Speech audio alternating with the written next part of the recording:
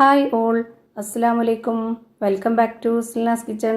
ഇന്നത്തെ റെസിപ്പി ഒരു വെറൈറ്റി പലഹാരത്തിൻ്റെ റെസിപ്പിയാണ്.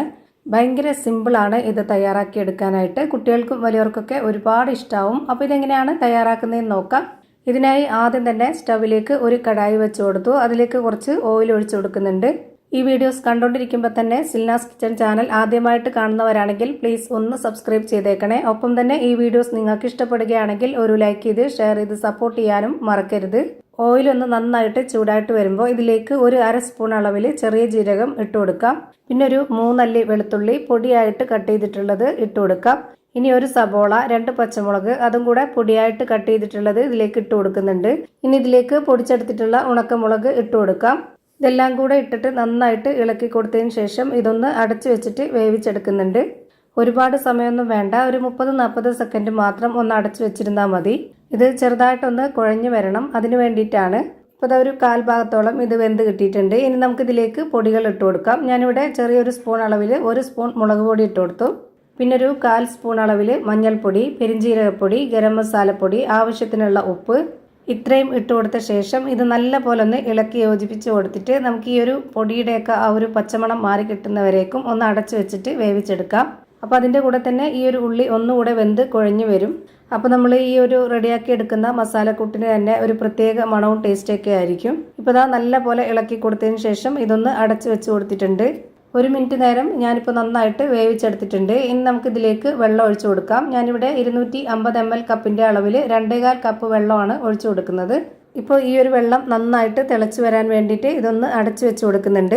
ഇപ്പോൾ ഇതാ നല്ല പോലെ തിളച്ച് വന്നു. ഇനി നമുക്കിതിലേക്ക് റവ ഇട്ട് കൊടുക്കാം. ഞാനിവിടെ 250 ml കപ്പിൻ്റെ അളവിൽ 1 കപ്പ് നിറച്ച് റവ എടുത്തിട്ടുണ്ട്. ഇനി ഇതൊരു മീഡിയം ഫ്ലെയിമിൽ ഇട്ട് കൊടുത്തതിന് ശേഷം കുറച്ചായിട്ട് ഇതിലേക്ക് ഇട്ട് കൊടുത്ത് ഇളക്കി കൊടുത്തിട്ട് ഇതുപോലെ ഒന്ന് കട്ടയൊന്നും പിടിക്കാതെ നന്നായിട്ടൊന്ന് വേവിച്ചെടുക്കാം.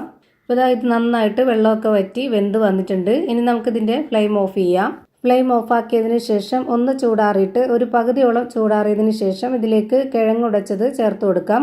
ഞാനിവിടെ 1.5 കിഴങ്ങ് നന്നായിട്ട് വെന്തതാണ്. തൊലിയൊക്കെ കളഞ്ഞതിന് ശേഷം ഇതുപോലെ ഒന്ന് ഉടച്ചെടുത്തതിന് ശേഷം ഇതിലേക്ക് ഇട്ട് കൊടുത്തിട്ടുണ്ട്. അടുത്തതായി ഇതിലേക്ക് വേണ്ടത് വറുത്ത അരിപ്പൊടിയാണ്. ഞാനിവിടെ 1/2 കപ്പ് അളവിൽ എടുത്തിട്ടുണ്ട്. അത് മുഴുവനായിട്ടും ഇതിലേക്ക് ഇട്ട് കൊടുക്കാം. പിന്നെ കുറച്ച് കറിവേപ്പില കട്ട് ചെയ്തത് കൂടെ ഇതിലേക്ക് ഇട്ട് കൊടുക്കുന്നുണ്ട്. മല്ലിയിലയുടെ ഫ്ലേവർ ഇഷ്ടമുള്ളവരാണെന്നുണ്ടെങ്കിൽ അതുകൂടെ ഇട്ട് കൊടുക്കാം. നേരത്തെ ഉള്ളി മസാലക്കൂട്ട് തയ്യാറാക്കുന്ന സമയത്ത് ഇതിലേക്ക് കൂടി ആവശ്യമായിട്ടുള്ള ഉപ്പാണ് ഇട്ട് കൊടുത്തിട്ടുണ്ടായിരുന്നത്. അതുകൊണ്ട് ഇനി ഇതിലേക്ക് ഉപ്പൊന്നും ഇട്ട് കൊടുക്കുന്നില്ല. ഇതുപോലെ നന്നായിട്ടൊന്ന് കുഴച്ചിട്ടെടുക്കാം. റവ നല്ല സോഫ്റ്റ് ആയിട്ടിരിക്കുന്നതുകൊണ്ട് തന്നെ നമുക്ക് ഒരുപാട് ബുദ്ധിമുട്ടൊന്നുമില്ല. വളരെ പെട്ടെന്ന് തന്നെ ഇതുപോലെ യോജിപ്പിച്ചെടുക്കാൻ പറ്റുന്നതാണ്. ഇനി നമ്മുടെ കയ്യിൽ കുറച്ച് ഓയിലൊന്ന് തടവിയതിന് ശേഷം ഇതിൽ നിന്ന് കുറച്ചായിട്ട് എടുത്തിട്ട് ഇതുപോലെ ഈ ഒരു ഷേപ്പിൽ റെഡിയാക്കി എടുക്കാം. കുറച്ചുകൂടെ വലിപ്പത്തിൽ വേണമെന്നുള്ളവർക്ക് അങ്ങനെ ചെയ്തിട്ടെടുക്കാവുന്നതാണ്. കാണാൻ കുറച്ച് ഭംഗിയും പെട്ടെന്ന് വേവാനൊക്കെ ഇതുപോലെ ചെറുതാക്കി എടുത്തിരുന്നാൽ നന്നായിരിക്കും. ഭയങ്കര സിമ്പിളാണ്, പെട്ടെന്ന് തയ്യാറാക്കി എടുക്കാം. ഞാനിപ്പോൾ ഈ ഒരു വലിപ്പത്തിൽ ഈ ഒരു ഷേപ്പിൽ എല്ലാം റെഡിയാക്കി എടുത്തിട്ട് ഒരു പ്ലേറ്റിലേക്ക് മാറ്റിയിട്ടുണ്ട്. ഓരോരുത്തരുടെയും ഇഷ്ടത്തിനനുസരിച്ച് വലിപ്പത്തിലേക്ക് റെഡിയാക്കി എടുക്കാവുന്നതാണ്. ഇനി നമുക്കിതെല്ലാം ഒന്ന് ഫ്രൈ ആക്കി എടുക്കണം. അതിന് വേണ്ടിയിട്ട് സ്റ്റവിലേക്ക് ഒരു പാൻ വെച്ച് കൊടുത്ത് ഫ്ലെയിം ഓൺ ആക്കിയിട്ടുണ്ട്. അതിലേക്ക് കുറച്ച് ഓയിൽ ഒഴിച്ചു കൊടുത്തതിന് ശേഷം ഓയിൽ നന്നായിട്ടൊന്ന് ചൂടായിട്ട് വരുമ്പോൾ ഇതിലേക്ക് ഇതുപോലെ ഓരോന്നായിട്ട് ഇട്ട് കൊടുക്കുന്നുണ്ട്. ഇതെല്ലാം ഇട്ട് കൊടുത്തതിന് ശേഷം ഒന്ന് ചെറുതായിട്ട് ഇളക്കി ഇട്ട് കൊടുക്കുക. എന്നിട്ട് വേണം വേവിച്ചെടുക്കാനായിട്ട്. അപ്പോഴാണ് എല്ലാ ഭാഗവും ഒരുപോലെ വെന്ത് കിട്ടുക. പിന്നെ ഇതിലേക്ക് ഒരുപാട് ഫ്ലെയിമിൻ്റെ ആവശ്യമില്ല. ഒരു മീഡിയം ഫ്ലെയിമിലാണ് ഞാനിത് വേവിച്ചെടുക്കുന്നത്. ഇപ്പോൾ ഞാനിതാ ഇവിടെ ഇടയ്ക്കിടയ്ക്ക് ഇതുപോലെ ഇളക്കി കൊടുത്തിട്ട് വേവിച്ചെടുത്തിട്ടുണ്ട്. എല്ലാം ഒരുപോലെ വെന്ത് കിട്ടി. ഇനി നമുക്ക് പെട്ടെന്ന് തന്നെ എണ്ണയിൽ നിന്ന് കോരി മാറ്റാം. ഇതുപോലെ തന്നെ ഞാൻ എല്ലാം ഫ്രൈ ചെയ്ത് ഒരു പാത്രത്തിലേക്ക് മാറ്റിയിട്ടുണ്ട്. പുറമേ നല്ല ക്രിസ്പിയും അകം നല്ല സോഫ്റ്റും ആയിട്ടുള്ള, ഒട്ടും എണ്ണ കുടിക്കാത്ത നല്ല അടിപൊളി ടേസ്റ്റി ആയിട്ടുള്ളൊരു പലഹാരമാണ്.